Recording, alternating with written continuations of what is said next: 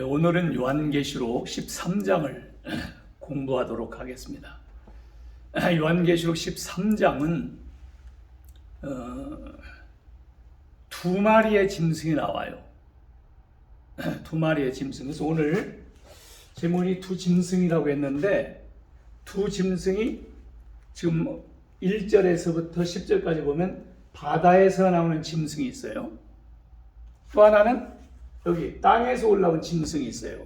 그 짐승이 같은 게 아니고 달라요. 하나는 바다에서, 하나는 땅에서 올라오는데, 그러면 바다에서 나오는 이 짐승, 두 마리의 짐승의 정체가 뭐냐? 그리고 하는 일이 뭐냐? 바다에서 나오는 짐승의 정체가 뭐고, 그 짐승이 하는 일이 무엇이고, 땅에서 올라온 짐승의 정체가 뭐고, 하는 일이 뭐냐? 언제 하느냐? 지금 후 3년 만에 일어날 일들이에요. 자, 이걸 한번 살펴보도록 하겠습니다. 자, 보면 13장 1절. 내가 보니 바다에서 한 짐승이 나오는데, 바다에서 나온다 그랬어요. 바다에서 나오는데, 자, 이 바다에서 나왔다. 그러면 바다에서 나오면 물고기냐? 아니에요. 그러면 바다에서 나왔는데 짐승이 보니까 여기에 뿔이 10이고 머리가 7이에요. 그러면 머리가 7개가 달렸고 뿔이 10개가 나온 그 괴물이냐? 그 괴물이 바다에 사냐? 도대체 이게 뭐냐 이거예요. 그러면 이게 여기서 바다에서 나온 이 짐승이 괴물이냐? 외계인이냐? 자, 이제 바다에서 나왔다고 할 때 이 바다를 오늘 여기 성경에서 보면 17장 15절에 보면 17장 15절에서는 뭐라고 표현했느냐면 이랬어요. 음녀가 앉아있는 물, 바다 이런 물은 백성과 무리와 열국과 방언이라 하죠. 그 나라죠, 나라. 백성과 백성, 특별히 백성들, 나라들. 근데 여기에 특별히 다니엘서 7장 그 13절, 다니엘서 7장 3절과 17절 보면 3절에서는 바다에서 나오는 네 짐승이 있는데, 네 짐승이 바다에서 나오는데 그랬어요. 그 바다를 해석을 할 때 17절에서 뭐라고 하느냐면, 이 바다에서 나오는 이 짐승을, 이 네 짐승은 이 세상에 일어날 내 왕이요 그랬어요. 내 나라. 자, 그러면 여기서 이제 세상이라고 그랬단 말이에요. 세상. 바다를 세상이라고 했어요. 짐승을 나라, 왕 이랬단 말이에요. 그러면 여기서 이 바다를 백성이나 세상이나 나오는데, 특별히 바다를 이스라엘 백성들에게 특별히 바다 하면은 지중해를 가르쳤어요. 지중해. 그 당시에는 이 지중해 주로. 그러니까 지중해 연안에 있는, 지중해를 중심으로 해서 있는 그 주변의 나라들, 다시 말하면요, 로마가 망한 거기에서, 그 터에서 일어날 나라들, 그래, 그걸 얘기해요. 그 나라들, 그 백성들, 거기에서 나오는 짐승이에요. 그렇지, 이 짐승이, 그러니까 여기서 말할 때 이 짐승이 문자 그대로 짐승이 아니고 괴물이 아니라 그랬죠. 그러면 뭐냐? 이 짐승은 상징이에요. 상징. 그러면 이제 구약에서 다니엘서에서 특별히 말할 때 보세요. 다니엘서 2장에서와 다니엘서 7장에서 나오는데, 이걸 다니엘서 7장에서는 신상으로 나왔죠. 바벨론은 금머리, 그 다음에 메대와 바사를 은 가슴과 팔, 헬라를 놋 바다와 넓적다리, 로마를 철 종아리, 그리고 이제 앞으로 일어날 10나라 합쳐지는 유럽의 연방 국가라고 합시다. 이거 흙과 철로 된 10발가락 이랬죠. 자, 그런데 다니엘서 7장에서는 짐승으로 얘기를 했단 말이에요. 이 나라를 이 짐승으로 얘기했단 말이에요. 그러니까 바벨론을 사자로, 메대와 바사를 곰으로, 헬라를 표범으로, 그리고 로마를 열뿔을 가진 무서운 짐승으로 이렇게 얘기했단 말이에요. 그러니까 이 짐승은 실제로 괴물이 아니라 나라다, 나라. 이 나라를 대표하는 사람이 왕이에요. 그런데 다니엘이 여기에서 금머리 할 때 왕이여, 당신, 느부갓네살 왕 당신이 바로 금머리입니다. 바벨론을 얘기하는 금머리인 바벨론입니다. 이렇게 얘기하거든요. 그러니까 짐승은 그러니까 여기서 말할 때 나라나 왕을 얘기하는데 땅을 얘기하는 건 아니에요. 나라라고 하는 것은 할 때 짐승이 어떻게 뭐 나라로 움직일 수 없잖아요. 그러니까 여기서 말하는 정체는 결국 누구냐? 누구 같아요? 이게 상징으로 적그리스도를 얘기해요.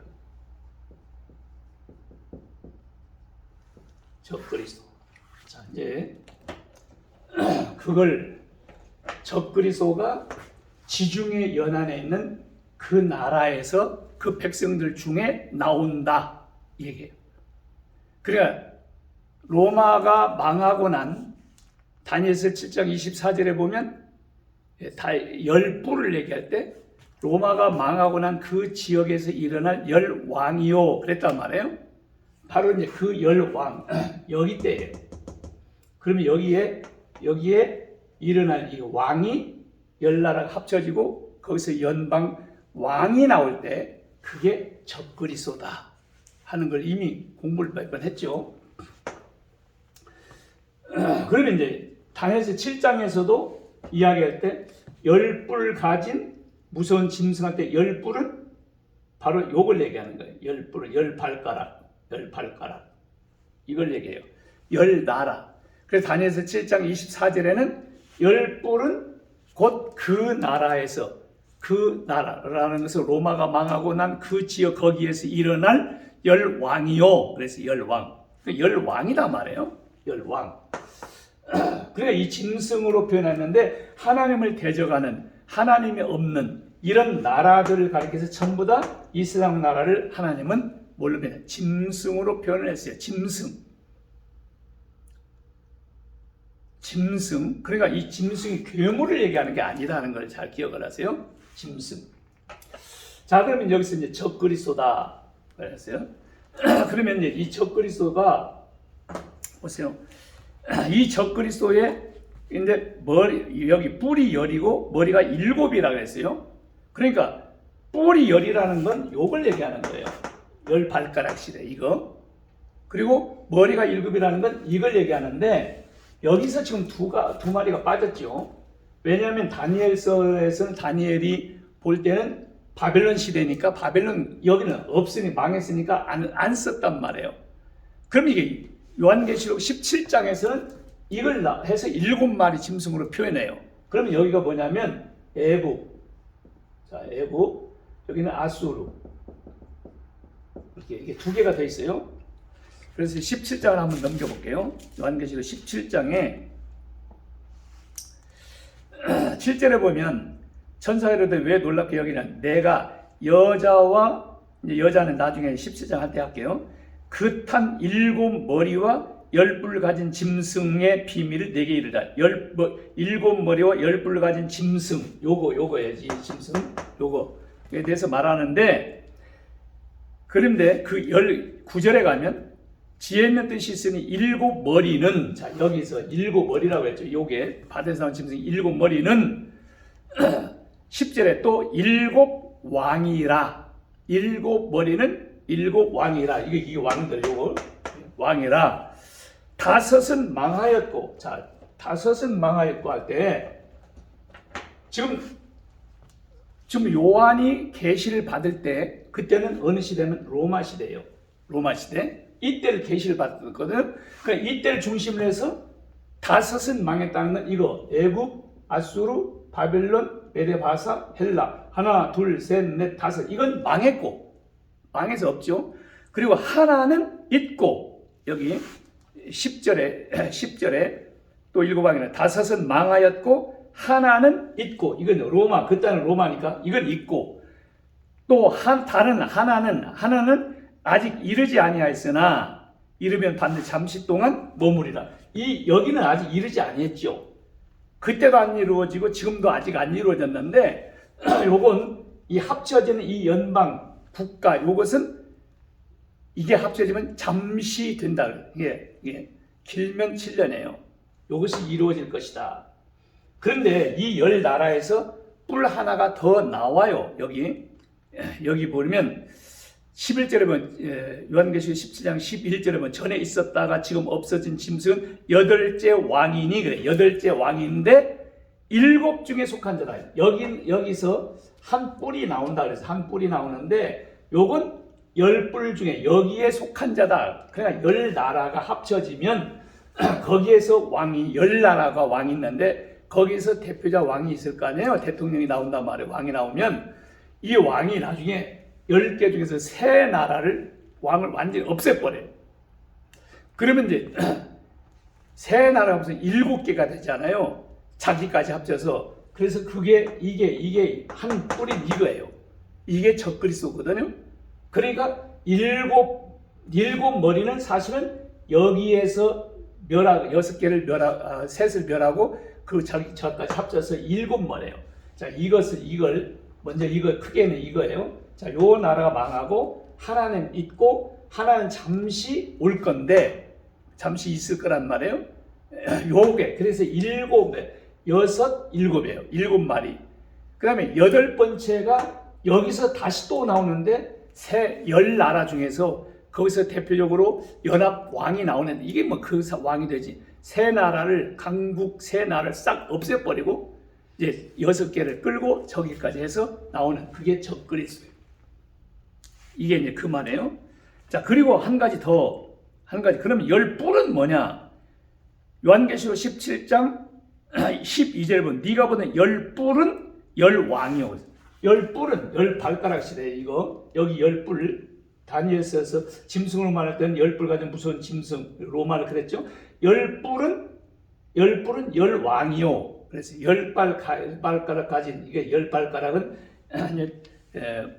로마가 망하고 나면, 그리고 그 다음에 10발가락 시대, 지금이 10발가락 시대인데 그 10나라가 이게 합쳐지는 거예요. 지금은 10나라가 훨씬 더 돼요. 그런데 이제 일단 그때 가면 이 10나라가 합쳐질 건데 그게 10왕이라는 거예요. 10뿔은. 그래서 뿔이라고 하는 것은 권세를 가리켜요. 그러니까 왕이다 하는 거. 자, 그걸 기억을 하시고 3절 다시 넘어올게요. 13장. 뿔이 10이요 머리가 7이라 그 뿔에는 10왕관이 있고, 그러니까 뿌리는 왕이니까, 권세니까 왕관을 다 썼단 말이에요. 자, 이걸 얘기해요.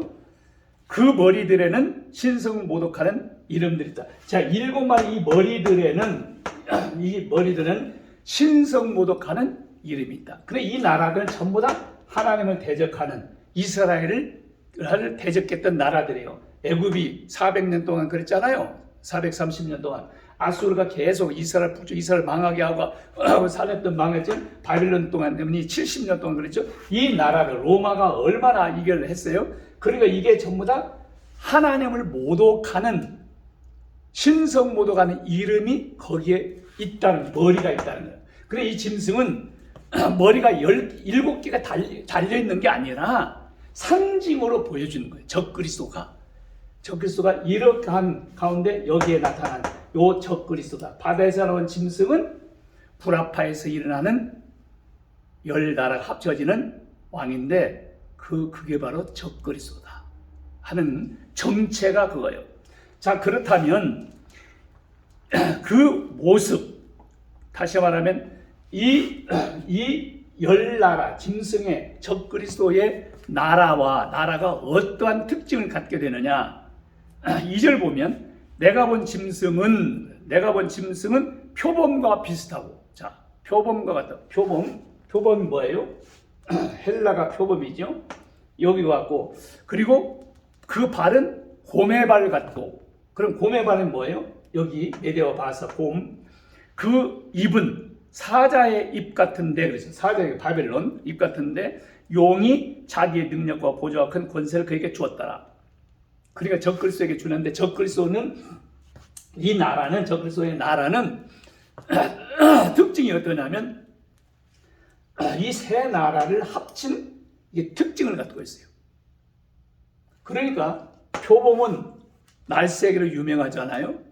이때 알렉산더 대왕이 이게 정복을 할 때 이게 얼마나 빨리 정복을 했는지 몰라요. 그냥 표범이 날쌔기로 유명한데 독수리 날개가 거기 이제 새 날개가 4개가 달렸으니 이게 땅에 닿질 않아요. 성경에 보면 땅에 발이 닿지도 않은 등. 그러니까 이게 속도전이 그렇게 빠를 거예요. 세계를 다 지배할 건데, 그래서 통일 국가로 만들 거예요. 이 적그리스도의 나라로 만들 거예요. 단일 국가로. 그런데 그것이 삽시간에 될 것을, 그래서 표범으로 표현하고, 그런데 발이 곰발 같다 그랬잖아요. 곰은 힘이 세기로 유명한데, 그러니까 무조건 그냥 밀어채기는 군사력을 얘기하는 거예요. 군사력이 막강한 나라. 이때가 얼마나 막강했냐면, 바사 페르시아의 크세스 왕은 이 헬라를 침공을 할 때에 군사를 500만에 데려가요. 500만, 50만이 아니고 500만. 정규군이, 직접 싸우는 정규군이 250만. 그리고 병참부대 막 물건 나눠주고 이렇게 하는, 무기 갖다 주고 하는 이런 사는 것이 250만. 무지막지하지 않아요? 한 장군이 보통 나가면 10만씩 때리고. 우리나라는요, 지금 군인하고 예비군하고 합쳐야 한 60만밖에 안 돼. 그리고 얼마나 많겠어요? 그런데 10나라가 이제 합쳐봐요. 얼마나 막강한 나라가 되겠냐. 군사가 얼마나 막강했느냐고. 세계에서 제일 나가도 되죠. 입이 사자 입을 받았다는 것은 사자는 밀림의 왕이에요. 거기다 독수리 날개를 달았다. 그러면 이건 공중의 왕이란 말이에요. 그러니까 그 이 권세는 전제주의, 완전 자기 독재. 그냥 한마디만 떨어지면 끝나는 거예요. 김정은은 저리 가라요. 그럴 수밖에 없잖아요. 이게 사탄이 모든 능력을 다 준단 말이에요. 여기 보면 거기에 그래서 그 2절 끝에 용이 자기의 능력과 보좌와 권세를, 큰 권세를 그에게 주었다. 그러니까 사탄이라고 했죠. 용이, 사탄이 이 적그리스도에게 사탄의 권세와 능력과 보좌를 다 줘버리는 거예요. 그러니까 얼마나 막강하겠어요. 세상에는 감당할 수 있는 자가 없지. 이게 적그리스도의 정책. 자, 그런데 3절에 보면 그의 머리 하나가 상하여 죽게 된 것 같더니 그 죽게 됐던 상처가 나가면 온 땅에 놀랍게 여겨 짐승을 따르더라. 자, 보세요. 머리 7이라고 그랬잖아요. 이게 이제 머리들인데, 지금 이제 지금 요한계시록 어디냐? 여기란 말이에요. 그런데 여기서 머리가 7인데 머리 하나가 상하게 죽게 됐다는 것은 적그리스도가 죽게 됐다는 거예요. 아마 이때 하도 이제 독재력이 이렇게 하니까 누군가가 이걸 죽이려고 아마 암살시키려고 이렇게 했을 거예요. 그렇게 할 거예요. 그러니까 지금 칼 가지고 되겠어요? 그러니까 특별한 어떤 상태로 무기를 해가지고 이걸 저격을 하거나 쏘거나 이게 어떤 상태가 될 거예요. 그래서 이게 죽게 됐는데, 그때야 무기가 의술이 최고는 되니까 모든 의학계를 다 동원해가지고 의사들 해서 이 병을 치료하려고 하는데 이게 안 낫는 거예요. 근데 그걸 우주로 해서 각 나라마다 다 이제 다 보여주는 거예요. 그러니까 안 낫지 못하고 하니까 이게 장례까지 다 치르려고 하는데 이게 나와버리는 거예요. 그게 여기에 3절에 그의 머리 하나가 상하여 죽게 된 것 같아. 적그리스도가 죽게 되었는데 그 죽게 됐던 상처가 나음에 그래. 나아요. 근데 온 땅이 놀랍게 여기 짐승한다. 온 땅이 어떻게 알아요?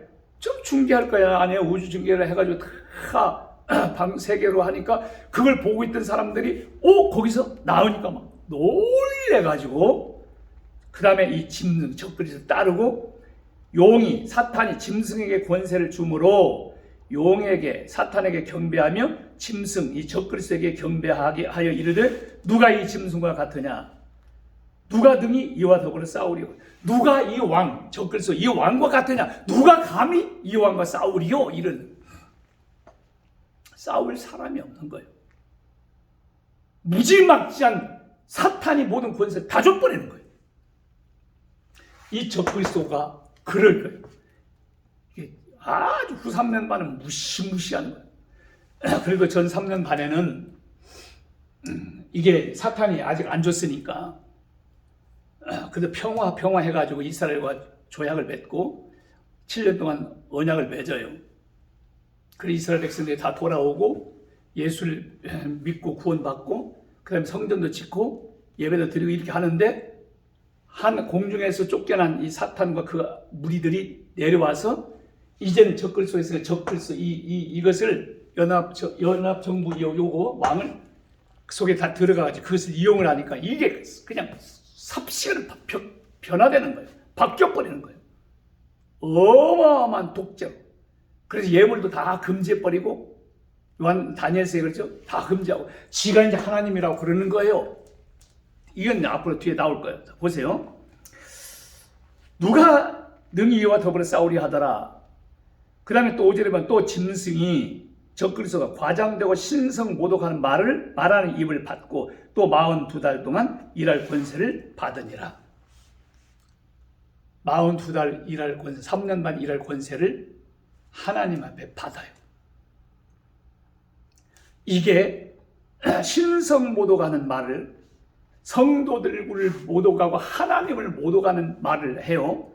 6절에 보면 짐승이 입을 벌려 하나님을 향해 비방하되 그의 이름 하나님의 이름과 그의 장막과 하늘에 사는 자들 성도들을 비방하더라. 오늘 42달 동안 일할 권세를 받고 하나님과 성도를 막 욕하고 비방하는 최후 발악을 하는 거지. 그런데 놀라운 게 뭐냐면 7절에 이제 또 권세를 받아 성도들과 싸워 이기게 되고 각 족속과 백성과 방언과 나라를 다스리며 다스리는 권세를 받았다. 이게 이제 적그리스도가 하는 일인데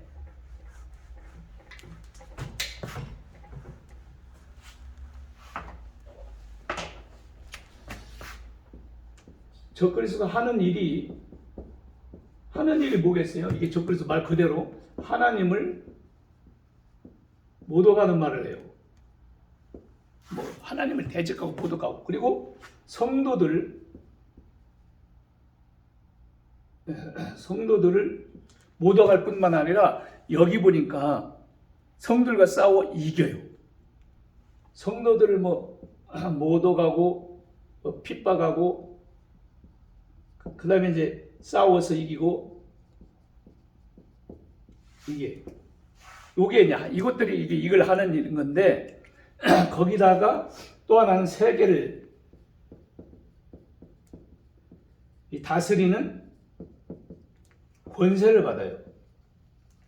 세계를 보죠. 7절에 또 권세를 받아 성도들과 싸워 이기게 되고 그 다음에 각 족속과 백성과 방언과 나라를 다스리는 권세를 받으니 그러죠. 자, 이게 문제예요. 아니 하나님이 왜 사탄에게 3년 6개월 동안 일할 수 있는 권세를 주냐 이거요. 더군다나 성도들을 핍박하고 성도들 싸워서 이기는 그 권세까지. 아니 성도들에게 권세 줘가지고 적그리스도를 이기고 사탄을 이길 수 있는 권세를 성도들에게 줘야지 어떻게 성도들을 싸워서 이기고 할 수 있는 그 권세를 적그리스도에게 이게 주냐 말이에요. 허락하냐만 이걸. 말이 안 되지 않아 우리가 생각할 때.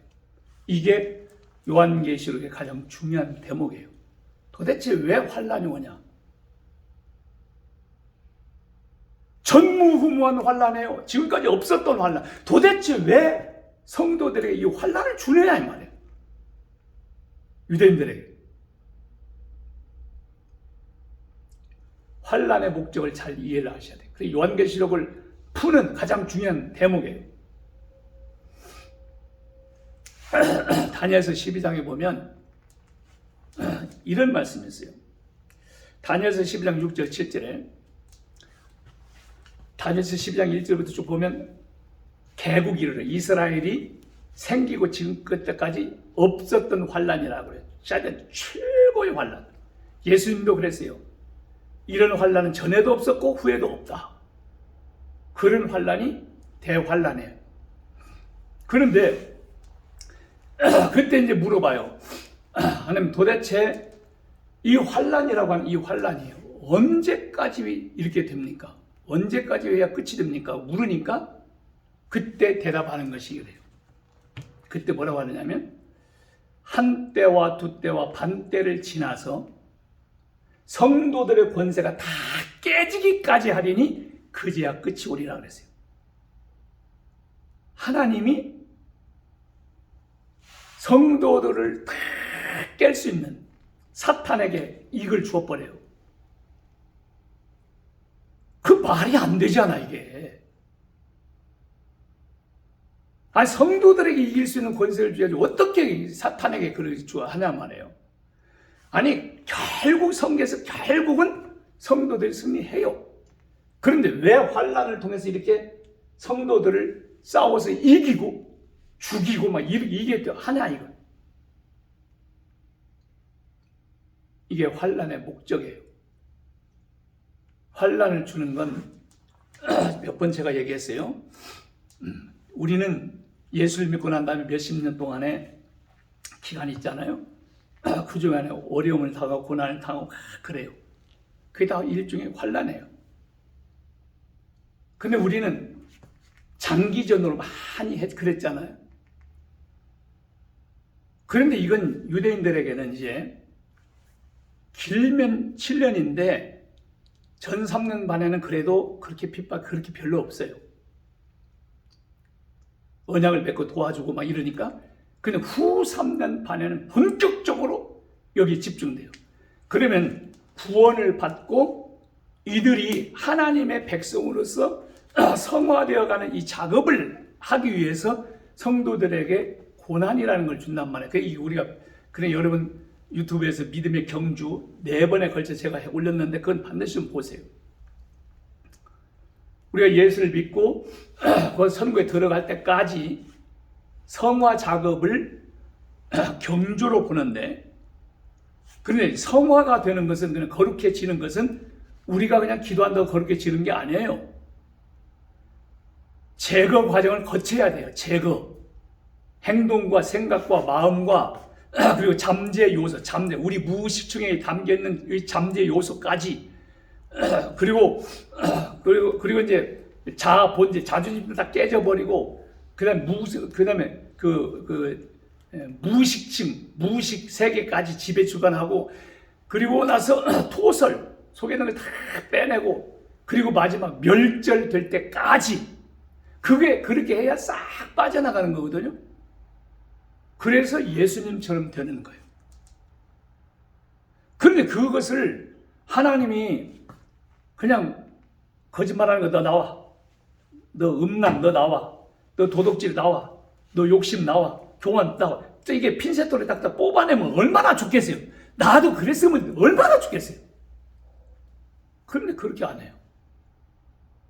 우리 자유의지 줘서 또 그렇다고 해서 우리가 결심하고 각오하고 결단한다고 되냐? 죽어도 그것도 안 돼요.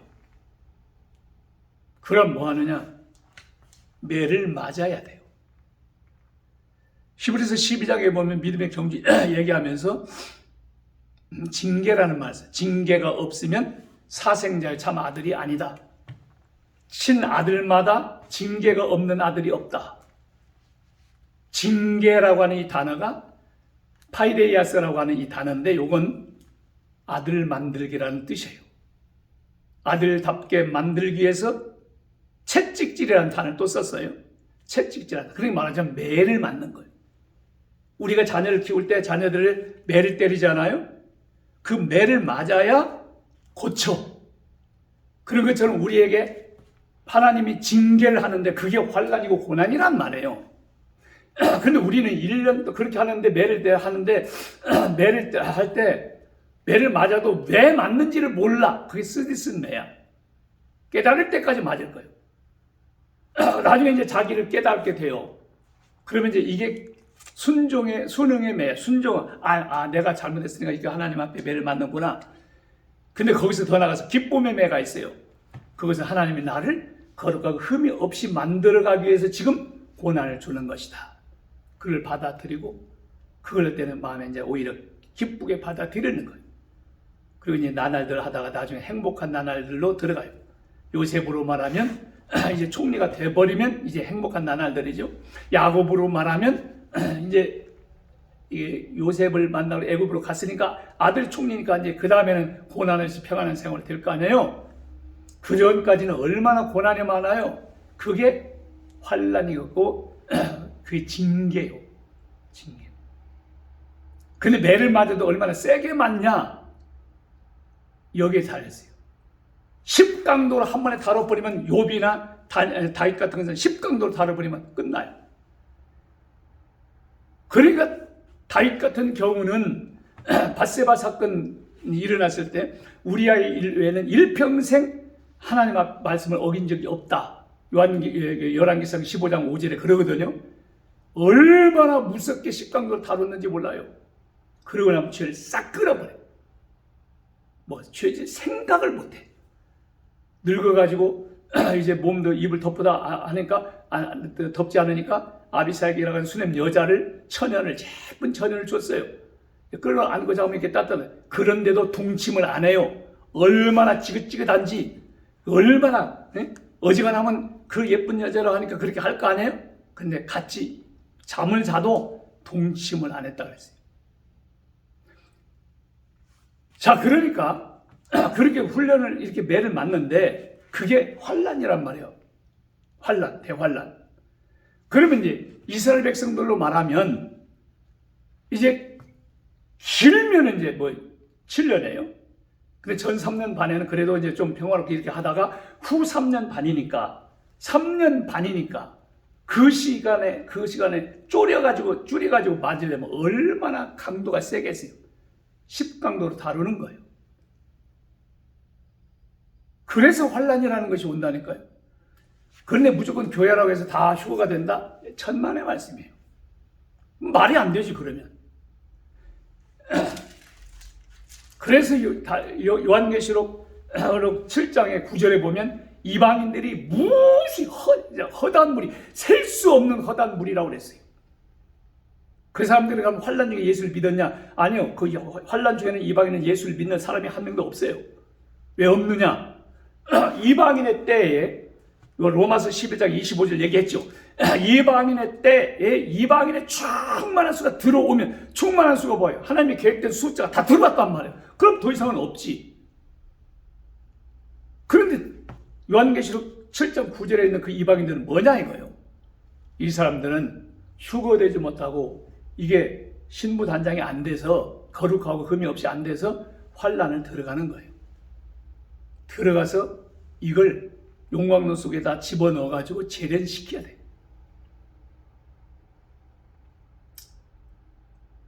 욥이 그 고난을 겪고 나를 단련하신 후에 내가 정금같이 나오리라. 정금같이 나오려고. 이게 후 3년 반에 일어나는. 그래서 사탄에게 이걸 성도들을 핍박하고 싸워서 육신의 정욕, 안목의 정욕, 이생의 자유 싹 죽을 때까지 성도들을 싸워서 이기고 권세가 깨질 때까지 하나님께서 하신다는 얘기가 그거예요. 사탄에게 욥을 시험하도록 허락을 하는 것과 똑같은 거예요. 욥에게는 육적으로 의식적으로는 지은 죄가 없어요. 그래 하나님이 인정해서 순진하고 정직하고 악에서 떠난 자다. 그러면 환난이 없어야 되잖아요. 그런데 잠재 요소가 있는 거예요. 잠재 무의식 중에 잠재 요소. 그 고난을 겪을 때 3장에 가면 막 원망 불평, 막 내가 왜 죽어서 나오지 않았을까, 왜 낙태되지 않았을까, 막 이런 일을 막 쓰지 않아요? 하나님이 38장 저 뒤로 가면 무지한 말로 이치를 얻게 하는 자가 누구냐? 그러죠? 무지, 알지 못하는 말로 하나님의 이치를 얻게 하는 자가 누구냐? 나중에서 40장, 42장 거기 보면 다니엘이 그래요. 아니, 그 다 욥이 그래요. 내가 무지한 말로 하나님의 이치를 얻게 했습니다 하고 회개하는 장면이 나오죠. 무지한 말이, 알지 못하는 말이 나왔단 말이에요. 이게 무의식층에 잠재하고 있는 거예요. 그래서 하나님은 그것까지 다 빼줘야 되는 거예요. 그 충격을 받아야 없어지는 거예요. 이게 하는 일이 이거예요. 그러면 하나님께서는 왜 적그리스도를 통해서 이렇게 하느냐, 성도들 모두가 이 핍박 이거 하느냐, 정금같이 만들려고 그래요. 이걸 그래서 이때 이걸 적그리스도를 통해서 쓰는 거예요. 또 한 마리 짐승이 나오죠. 조금 시간이 갔어도 보겠습니다. 13장 여기 11절에서 18절 보면 땅에서 올라온 짐승이 있어요.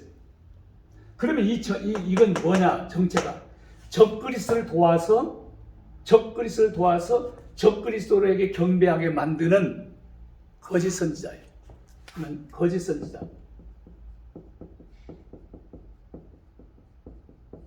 이건 아예 해석이 나와버렸어요. 이건 성경이 다 설명을 해버렸기 때문에 더 이상 필요가 없어요. 요한계시록 19장 20절에 요한계시록 19장 20절에 설명을 아예 해석을 다 해놔버렸어요. 자, 볼게요. 19장 20절 짐승이 잡히고 적그리스도가 잡히고 그 앞에서 표적을 행하던 거짓 선지자, 여기 거짓 선지자로 했죠. 요게요. 땅에서 올라온 짐승. 거짓 선지자도 잡혔으니 이는 짐승의 표를 받고 그의 우상에 경배하던 자들을 표적으로 미혹하던 자라. 이 둘이 산채로 유황 불 붙는 못에 던지어지고 산채로 불못에 들어가 버려요. 이게 그 정체가 뭐냐? 거짓 선지자다. 이미 이건 끝내버렸어요. 자, 그러면 하는 일이 뭐냐? 하는 일이 이 적그리스도에게 경배하고 하고, 그 다음에 용에게 경배하게 하고, 그 다음에 666인 맞게 하고, 안 한 사람 다 죽이고 이런 거예요. 보세요. 11절. 내가 또 보면 또 다른 짐승이 땅에서 올라오니 어린 양같이 두 뿔이 있고, 자, 어린 양같이 예수님처럼 흉내내는 거예요. 아주 가냥. 뿔이 있고 두 뿔이 있어요. 예수님은 뿔이 몇 개예요? 7개예요. 계시록 5장 6절에 보면 7. 그 예수님이 뭐 뿔이 달렸다 아니고 권세가 완전하다 이 말이에요. 7은 완전수.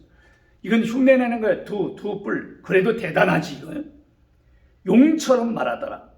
그가 먼저 나온 짐승 적그리스도의 모든 권세를 그 앞에서 행하고 땅과 땅에 사는 자들 처음 짐승에 경배하게 하고, 요게 하는 일이에요.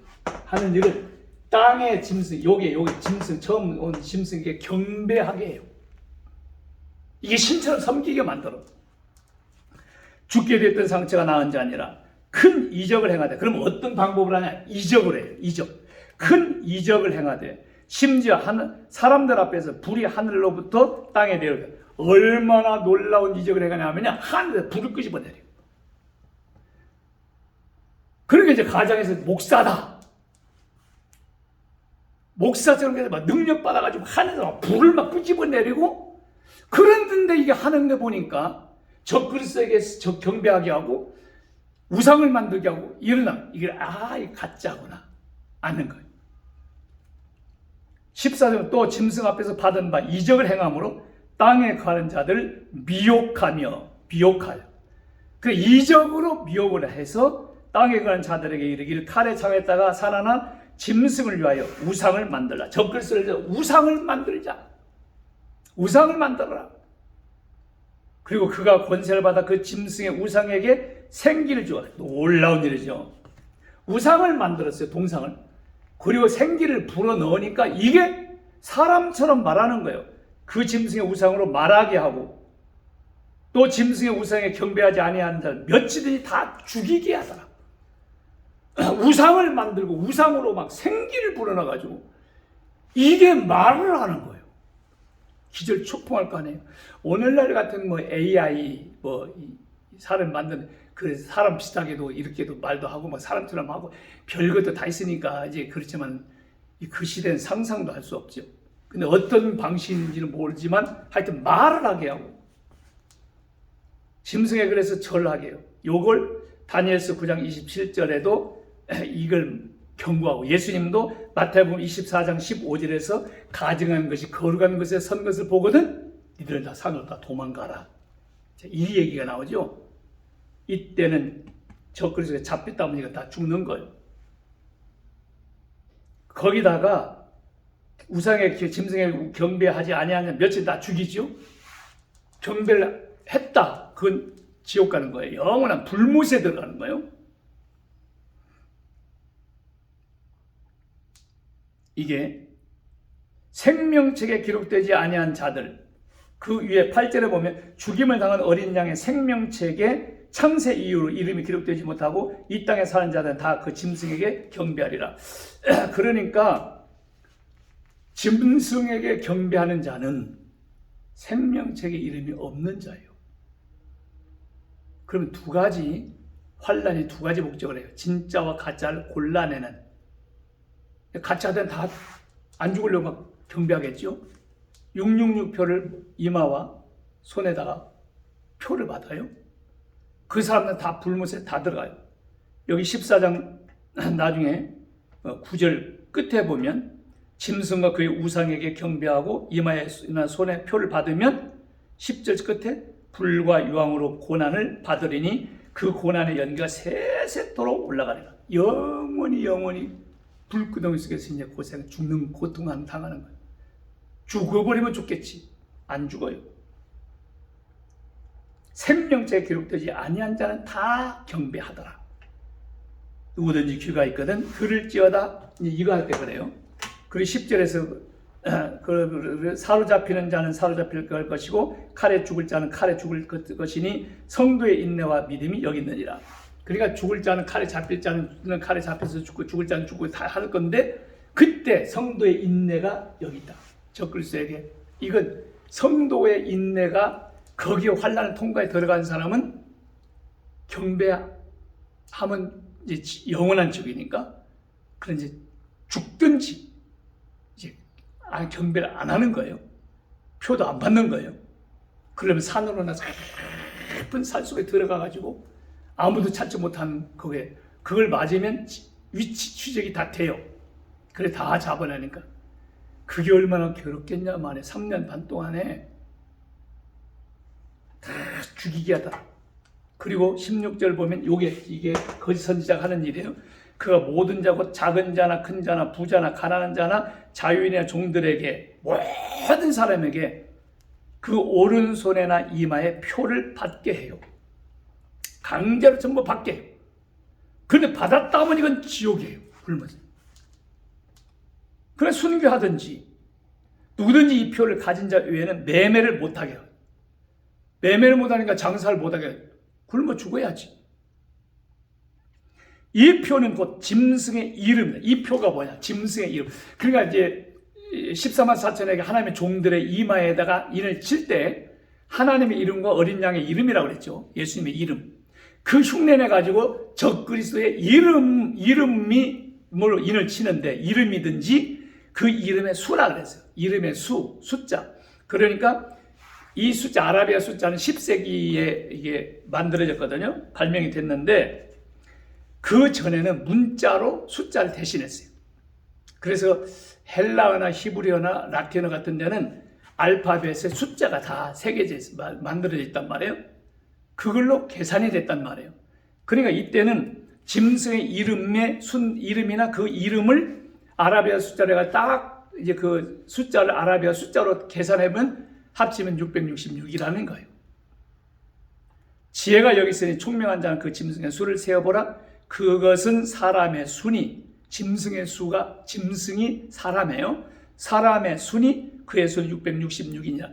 사람의 수니까 666 사람의 숫자가 666명이구나 이게 아니고 적그리스도의 그 사람의 이름, 그것을 계산해 보면 666이라고 하는 숫자가 나온다는 거예요. 그러니까 이걸 받으면 뭐 이게 옛날엔 짐승이다, 짐승, 컴퓨터가 비스트라고 해서 짐승이다. 그러다가 이제 뭐 이 막대 그래프가 이거 짐승이다, 베리칩이 짐승이다, 표다 그랬는데 그런 것들은 아직 안 해요. 앞으로 지금 뭐 접종하는 뭐가 기다 그러는데 그보다도 더 새로운 것이 나올 거예요. 그래서 이 적그리스도 이 환란 시대에 이제 그걸로 치는데 그때는 그걸 맞으면 이걸 치는 인을 맞으면 그 사람은 영원한 불못에 들어가요. 그래 환란을 만일에 우리가 믿음이 아직 안 돼가지고 거기 딱 들어갔다 그러면 순교할 각오를 해야 돼요. 그래서 성도의 인내가 여기 있다. 아니면 아무도 다른 산골 깊은 뭐 불 속에 들어가거나 그래가지고 풀뿌리 개먹고 뭐 어떻게 하든지 뭐 그렇게 해가지고 3년 견디든지 3년만 견디든지 그러면 이제 7년 천년 왕국으로 들어간단 말이에요. 살아있는 사람들은. 오늘 바다에서 나오는 짐승 7년 환란 중에 적그리스도예요. 7년 여기 3년 6개월 동안에 적그리스도 이게 사탄도 다 권세를 주고 하나님도 성도들 다 여기 이기게까지도 허락을 다 해버려요. 환란은 전부 허락을 해요. 왜요? 연단을 받아서 스스로 거룩해지도록 하기 위해서요. 이 땅에서 올라온 짐승 거짓 선지자 요건 옥사라고 하는 가장을 하고 나올지도 몰라요. 하늘에서 불을 끄집어내고 각종 기적을 행하는데 어마어마한 이건 데살로니가 후서에서도 데살로니가 후서에서도 2장에도 이 표현이 나와 있어요. 기적을 베풀어요. 그래서 결국은 보니까 가짜라는 걸 어디서 알 수 있느냐면 적그리스도에게 경배하게 하고 그리고 적그리스도를 위해서 우상을 만들고 그걸 경배하게 하고 이걸 아는 사람 다 죽이고 세계의 이제 모든 세계에 용의 동상도 만들 것이고 이게 사탄 숭배로 그러면 뭐 깃발도 태극기 같은 우리나라 하지만 이제 깃발도 전부 다 용으로 그려지고 막 이랬을 거예요. 그렇게 할 것이고 이제 적그리스도도 하도 성전에다가도 우상 세우고 그 다음에 세계 각국에 해서 여기다가 절하라. 안 하면 다 죽이는 거예요. 666 안 받으면 물건을 사고 팔 수가 없어요. 얼마나 무서운 시대가 오는지. 그래서 요한계시록을 읽는 자와 듣는 자와 지키는 자가 복이 있다. 여기도 그래서 9절에 보면 13년 9절에 보면 누구든지 귀가 있거든 들을지어다. 귀가 없는 자가 어디가 있겠어요. 그런데 성령이 이 말씀을 읽을 때 들을 때 성령이 우리의 마음속에 말하고 있는 그 말을 들을 수 있는 귀가 중요한 거예요. 어떤 사람은 읽다가 그냥 그만둘 것이고 무서우니까 그만둘 것이고 그냥 지나쳐버릴 거 한데 찔림이 오고 두려움이 오고 그런 사람은 성령이 지금 그 사람에게 직접 말하는 거예요. 그 말을 잘 들어라. 그리고 정신 차려서 지금 회개하고 죄악된 건 철저하게 회개하고 내 힘으로 안 돼요. 성령의 능력으로 힘을 도와야 돼요. 성령님이 하도 우리가 그렇게 거룩해지기 위해서 하고 그래도 안 될 때는 또 회개하고 그러면서 거룩해져 갈 수 있어야 돼요. 신부로서 단장이 다 되어서 주님이 오실 때 휴거가 되면 얼마나 좋겠어요. 그런 은혜가 있기를 예수님의 이름으로 축원합니다.